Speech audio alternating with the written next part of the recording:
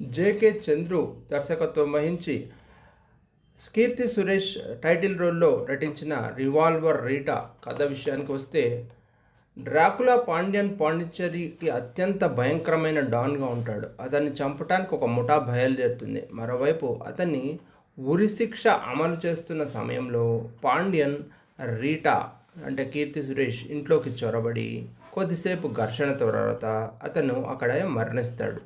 Rita ఫ్యామిలీకి అతను ఎవరో తెలుస్తుంది. ఎలాగైనా అతని మృతదేహాన్ని వదిలించుకోవటానికి రకరకాలుగా కారులో వేసి కారు లాక్ అయిపోయి డోర్ తెరుచుకోలేక ఇట్లా నానా ఇబ్బందులు పడతారు. ఈలోపు పాండ్యన్ హత్యకు ప్లాన్ చేసిన ముఠా వారిని వెంబడించడం కూడా మొదలు పెడుతుంది. ఇలా డాన్ పాండ్యన్ కుమారుడు డ్రాకులా బాబీ అంటే సునీల్ తప్పిపోయిన తన తండ్రిని వెతకటం కూడా మొదలు పెడతాడు. మరి చివరికి ఏం జరిగింది అనేదే కథ. కథలో ఏదో పెద్ద డెప్త్గా ఏమీ లేకపోయినట్టుకి ఏదో థ్రిల్లర్గా సమర్పించే ప్రయత్నం చేశారు. కానీ ఎక్కడో ఫెయిల్ అయినట్టుగా అటెంప్ట్ కనిపిస్తుంది. మధ్య మధ్యలో కామెడీ చేయడానికి ట్రై చేస్తారు, థ్రిల్లర్గా సస్పెన్స్ చూడటానికి ట్రై చేస్తారు.